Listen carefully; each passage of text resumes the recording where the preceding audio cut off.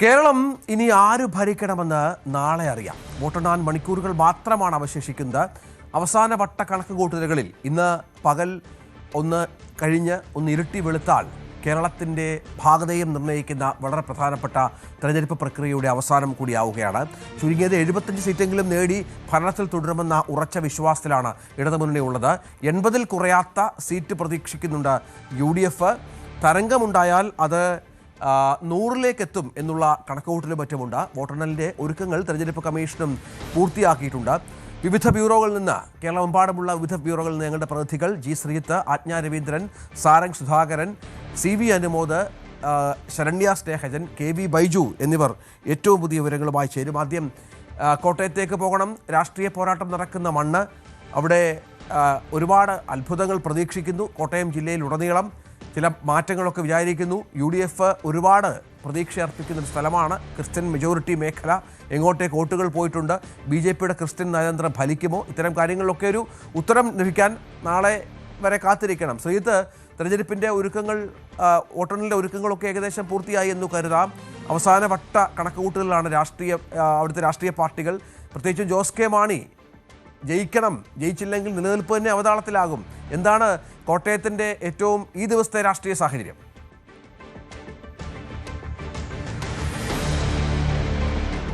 ഏതാണ്ട് താങ്കൾ സൂചിപ്പിച്ചതുപോലെ തന്നെയാണ് രഞ്ജിത്ത്. വലിയ കണക്കുകൂട്ടലായിരുന്നു കഴിഞ്ഞ ഒരു മാസമായി ഉണ്ടായിരുന്നത്. ഇനി ഒരു കണക്കുകൂട്ടലുകൾക്കും പ്രസക്തിയില്ലാത്ത നിലയിൽ മണിക്കൂറുകൾക്കുള്ളിൽ ജനവിധി പുറത്തേക്ക് വരാൻ പോകുന്നു എന്നുള്ളതാണ്. നമുക്കറിയാം, ഓരോ മുന്നണികളും അവരുടേതായ നിലയിലുള്ള ആത്മവിശ്വാസം തുടരുന്നു എന്നുള്ളത് തന്നെയാണ് എടുത്ത് കാണാൻ കഴിയുന്നത്. നമുക്കറിയാം, ഈ എക്സിറ്റ് പോൾ ഫലങ്ങൾ വന്നത് UDF ക്യാമ്പിനെ സംബന്ധിച്ച് ഏതാണ്ട് എല്ലാ എക്സിറ്റ് പോളുകളും അവർക്ക് അനുകൂലമായൊരു നിലപാടെടുത്തു എന്നത് അവർക്ക് ഒരു ആശ്വാസം നൽകുന്ന ഘടകമാണ്. പക്ഷേ ഒരു വലിയ സ്കോറിലേക്ക്, വലിയ നമ്പറിലേക്ക്, ഒരു 100-ലേക്കൊന്നും ആരും പ്രവചനം എത്തിക്കുന്നില്ല എന്നുള്ളത് ചെറിയ രീതിയിലെങ്കിലും ആശങ്ക സൃഷ്ടിക്കുന്നുണ്ട്. തൊട്ടിപ്പുറത്ത് LDFന്റെ ആത്മവിശ്വാസം അതുതന്നെയാണ്. എക്സിറ്റ് പോൾ ഇങ്ങനെയാണെങ്കിൽ യഥാർത്ഥ ഫലം തങ്ങൾക്ക് അനുകൂലമാകുമെന്ന് അവർ കരുതുന്നു. മധ്യ കേരളത്തിലടക്കം സീറ്റ് ഉണ്ട്, പ്രവചിച്ചിട്ടുണ്ട് എന്നുള്ളതാണ് NDAയുടെ ഒരു ആത്മവിശ്വാസമായി മാറുന്നത്. ഈ കേരള കോൺഗ്രസിനെ സംബന്ധിച്ച് അവർ തമ്മിലുള്ള ഒരു പോരാട്ടം നടക്കുന്നു. ജോസഫ് വിഭാഗം ഇത്തവണ UDFന്റെ തണലിൽ വലിയ ആത്മവിശ്വാസമാണ്. ഇത്തവണ മത്സരിച്ച 8-ൽ പക്ഷേ കാഞ്ഞങ്ങാട് ഒഴികെയുള്ള 7 സീറ്റിലും വിജയിക്കും എന്നാണ് അവരുടെ ആത്മവിശ്വാസം. അങ്ങനെയെങ്കിൽ കഴിഞ്ഞ തവണത്തെ ഒരു 2 സീറ്റിൽ നിന്ന് അത്രത്തോളം സീറ്റിലേക്ക് എത്തുക എന്നുള്ളത് കേരള കോൺഗ്രസ് ജോസഫ് വിഭാഗത്തിന്റെ വലിയൊരു ഉയർത്തെഴുന്നേൽപ്പിന് കൂടി അത് കാരണമാകും. പക്ഷെ അപ്പുറത്ത് അങ്ങനെയെങ്കിൽ ജോസ് കെ മാണി വിഭാഗത്തിന്റെ പ്രതിസന്ധി അത് എത്രത്തോളമാകും? ഇടുക്കിയും ചങ്ങനാശ്ശേരിയിലും പൂഞ്ഞാലും അടക്കം ആശങ്കകളുണ്ട്. അതേസമയം പാലാ ജയിക്കുമെന്ന ഉറച്ച ആത്മവിശ്വാസത്തിലാണ് ചെയർമാൻ. അങ്ങനെ ചെയർമാൻ ജയിച്ചാൽ തന്നെ പാർട്ടി ജയിച്ചു എന്ന നിലയിൽ കാര്യങ്ങൾ മുന്നോട്ട് പോകും എന്നതാണ് ഇപ്പുറത്ത് ജോസ് കെ മാണിയെ അനുകൂലിക്കുന്നവരും കേരള കോൺഗ്രസ് എമ്മിൽ ഒരു വിഭാഗവും ഒക്കെ കണക്ക് കൂട്ടുകയും ചെയ്യുന്നത്. എന്തായാലും എല്ലാ ഒരുക്കങ്ങളും പൂർത്തിയായി കഴിഞ്ഞു. 5 ഇടത്തായിട്ടാണ് കോട്ടയത്തെ 9 നിയോജക മണ്ഡലങ്ങളുടെ വോട്ടെണ്ണൽ നടക്കുക. അതിൽ കോട്ടയത്തെ 3 ഇടത്തെ വോട്ടെണ്ണലുണ്ട്.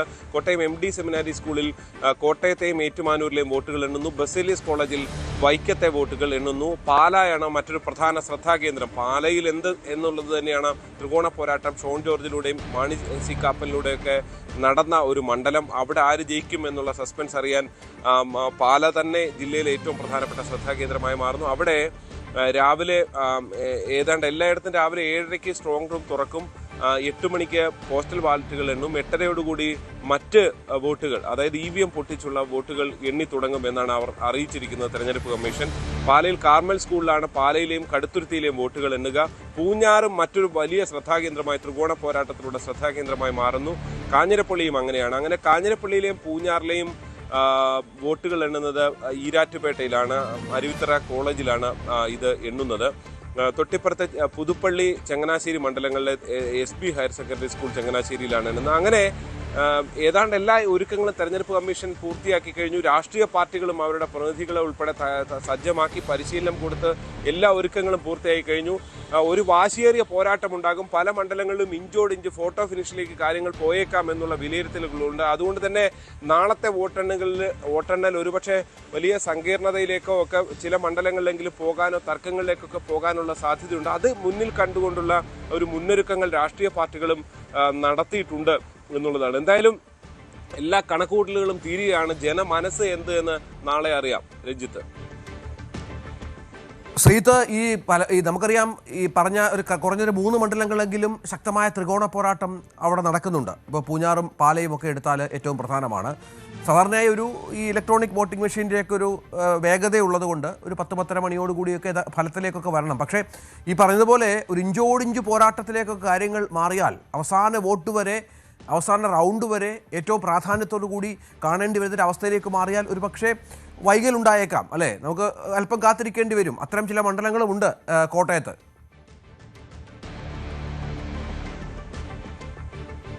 തീർച്ചയായും ചില മണ്ഡലങ്ങളുണ്ട്. പക്ഷേ രഞ്ജിത്ത്, നമുക്ക് ഈ ഓരോ മണ്ഡലങ്ങളിലെയും ഓരോ പഞ്ചായത്തുകളിലെയും ട്രെൻഡ് അറിയാവുന്നത് കൊണ്ട് തന്നെ അവിടുത്തെ വോട്ടെണ്ണി കഴിയുമ്പോൾ എന്താണ് അവിടുത്തെ സാഹചര്യം എന്ന് അറിയാവുന്നത് കൊണ്ട് തന്നെ അതങ്ങനെ അല്ല എങ്കിൽ ഒരു പക്ഷേ ട്രെൻഡുകൾ മാറുന്നു എന്ന് തന്നെ നമുക്ക് പ്രവചിക്കാൻ കഴിയും. ഇപ്പം ഉദാഹരണമായി പാലയാണ് ഏറ്റവും പ്രധാനപ്പെട്ട ഒരു സ്ഥലം. പാലയിൽ രാമപുരത്താണ് എണ്ണി തുടങ്ങുന്നത്. രാമപുരം കോൺഗ്രസ് വലിയ പ്രതീക്ഷ വെക്കുന്ന മണ്ഡലമാണ്. ആ രാമപുരത്ത് എന്ത് സംഭവിക്കുന്നു എന്നുള്ളത് വളരെ പ്രധാനപ്പെട്ടതാണ്. തൊട്ട് അടുത്ത് വരുന്ന മൂന്നരുവ് ഉൾപ്പെടെയുള്ള കടനാട് ഉൾപ്പെടെയുള്ള പഞ്ചായത്തുകൾ അവിടെ ഷോൺ ജോർജ് പ്രതീക്ഷ അർപ്പിക്കുന്ന മണ്ഡലമാണ്. പക്ഷേ രാമപുരത്ത് ഏതാണ്ട് 10-17,000 വോട്ടുകൾ ഉണ്ടെങ്കിൽ അപ്പുറത്തുള്ള 2 പഞ്ചായത്തുകളിലും അത്രത്തോളം വോട്ടില്ല എന്നുള്ളതാണ്. അവിടെ ഷോൺ മുന്നിൽ പോയേക്കാം എന്ന കണക്കുകളുണ്ട്. പക്ഷെ അങ്ങനെ വന്നാലും ഒരുപക്ഷെ ആകെയുള്ള വോട്ടിങ്ങിനെ ഒരു ലീഡിലേക്ക് എത്തുമോ എന്ന സംശയം അവിടെ ബാക്കിയാണ്. സമാനമാണ് പൂഞ്ഞാർ നോക്കിയാൽ ഈരാറ്റുപേട്ട നഗരസഭയാണ് ആദ്യം എണ്ണുക. അവിടെ UDF വലിയ പ്രതീക്ഷ വെക്കുന്നു, LDFും വലിയ പ്രതീക്ഷ വെക്കുന്നു.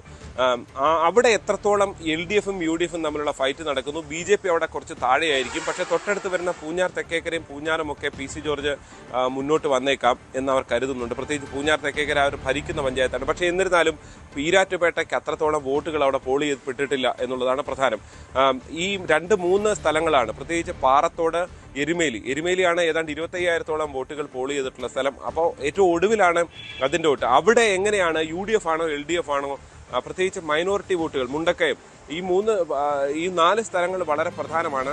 അവിടെ ആരാണ് ഈ ന്യൂനപക്ഷ വോട്ടുകൾ, പ്രത്യേകിച്ച് മുസ്ലിം വോട്ടുകൾ ആര് പിടിക്കുന്നു എന്നുള്ളത് നിർണായകമാണ്. അതിനുവേണ്ടിയുള്ളൊരു കളിയാണ് പൂഞ്ഞാർ നിയോജക മണ്ഡലത്തിൽ നടന്നിട്ടുള്ളത്.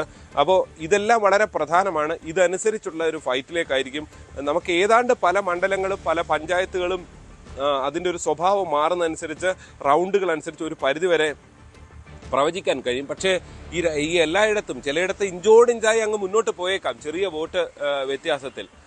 അത് അവസാനം വരെ പോയേക്കും. ഇപ്പോൾ പാലയുടെ കാര്യത്തിൽ ഏറ്റവും അവസാനമുള്ള ചില പഞ്ചായത്തുകളും പാലാ നഗരസഭയ്ക്കാണ് ജോസ് കെ മാണിയെ സംബന്ധിച്ച് പ്രതീക്ഷ ഉള്ളത്. കടപ്പളാമറ്റും പാലാ നഗരസഭയും മുത്തോലിയും ഒക്കെ ഏറ്റവും അവസാനമാണ് വരുന്നത്.